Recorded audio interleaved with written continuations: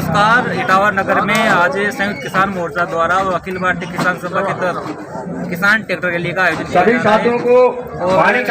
रहा है। यह rally Kota road new bus stand से रवाना होते हुए मेन मार्केट से उपखंड कार्यालय इटावा पहुंचेगी, जहां पर तीनों काले कृषि कानून, शहरी सिंचाई और अन्य मांगों को लेकर ज्ञापन दिया जाएगा। आज हमारे साथ किसान नेता दुलचंद बोरदा है, हम उनसे बातचीत करेंगे आखिर इनकी क्या मांगे है। सर, आज का जो आंदोलन है आपका ट्रैक्टर मार्च का, आपकी क्या क्या मांगे हैं जिनको आप प्रशासन तक पहुँचाएंगे? देखिए, हमारी सबसे पहली मांग तो ये है कि ये देश की सरकार अंबानी अडानी के खातिर इस देश की खेती को, देश के कृषि व्यापार को अडानी अंबानी को सौंपना चाहती है और इस देश के किसान को बर्बाद करना चाहती है। इस देश का अनाज को गोदामों में भर करके इस देश के उपभोक्ता को, आम गरीब को मारना चाहती है। इसलिए हमारा ये मांग है कि सबसे पहले इस तरह से कोरोना काल में गुपचुप तरीके से बिना संसद में बहस किए बिना जिस तरह से इन 3 काले कानूनों को लाया गया है, उनको तुरंत वापस ले। और जो हम लंबे समय से इस देश के किसान की ये मांग कर रहे हैं कि देश की खेती घाटे में है, देश का किसान हर आधे घंटे में आत्महत्या कर रहा है, उस किसान को बचाना है तो निश्चित तौर पर देश के किसानों के लिए न्यूनतम समर्थन मूल्य की गारंटी कानून लागू होना चाहिए। ये हमारी मांग लगातार रही है। MSP व 3 काले कानूनों को वापस लेने की मांग को लेकर पिछले 2 महीने से शाहजहाँपुर गाजीपुर बॉर्डर पर राष्ट्रीय आंदोलन किसान वहाँ एकत्रित है, लेकिन फिर भी भारत सरकार इस कानून को वापस लेने के लिए तत्पर नहीं है। तो इस बारे में आपका क्या ख्याल है? देखिए, भारत सरकार जो है, जैसा मैंने पहले कहा कि भारत सरकार जो है इस देश के पूंजीपतियों के पैसों से चल रही है।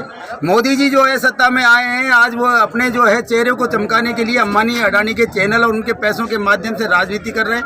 इस देश के अंदर जो है फिरका परस्ती, सांप्रदायिक राजनीति कर रहे हैं। इसलिए जो है उनके सामने सबसे बड़ी अड़चन है कि वो जिन्होंने पैसा उनको दिया है सत्ता में बैठाने के लिए, वो उनकी बात माने या इस देश के किसान को जिसने वोट दे करके सत्ता में पहुंचाया। इसलिए ये युद्ध है, ये एक तरह से जो है इस देश के किसान के और देश के पूंजीपतियों के खिलाफ के विरुद्ध एक युद्ध है। उस युद्ध में निश्चित तौर पर किसान की जीत होगी, क्योंकि वही मोदी जो कहता था कि काले कानून वापस नहीं हो सकते, उसी मोदी को निश्चित तौर पर ये तो मानना ही पड़ा है कि इसमें कुछ कमियां हैं और वो 1.5 साल तक भी जो है इसको स्थगित करने के लिए यदि तैयार है तो हम निश्चित तौर पर समझते हैं कि इस मोदी को ये कानून वापस लेना ही पड़ेगा। भारतीय जनता पार्टी के कई नेताओं के द्वारा इस आंदोलन को खालिस्तानी आतंकवादी पाकिस्तान का दर्जा दिया गया है, तो इसमें क्या आपको लगता है कि यहाँ पर विदेशों से या कुछ अन्य संगठनों से किसी को कुछ मदद है?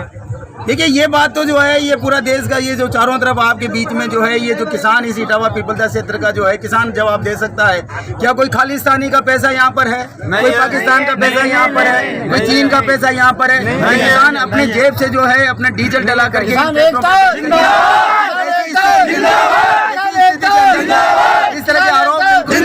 इस तरह के आरोप बिल्कुल पूरा निराधार है।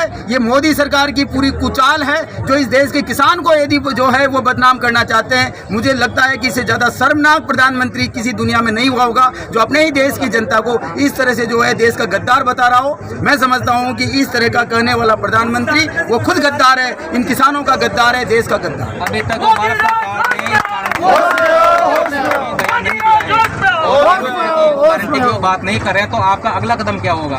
देखिए, आंदोलन तेज होगा। हमारा यही है कि ये किसान की धैर्य की परीक्षा ले रहे हैं। देश का किसान जो है वो लड़ने के लिए तैयार है और Singhu border, Tikri border, Kundli border, Shahjahanpur border, Ghazipur border, जिन बॉर्डरों पर किसान बैठा है उस किसान को ये धैर्य है कि हम इस बिल को वापस लेंगे, जब ही जाकर के वापस होंगे। निश्चित तौर पर आने वाले समय में ये किसान जो है इस लड़ाई को और लंबा लड़ेगा।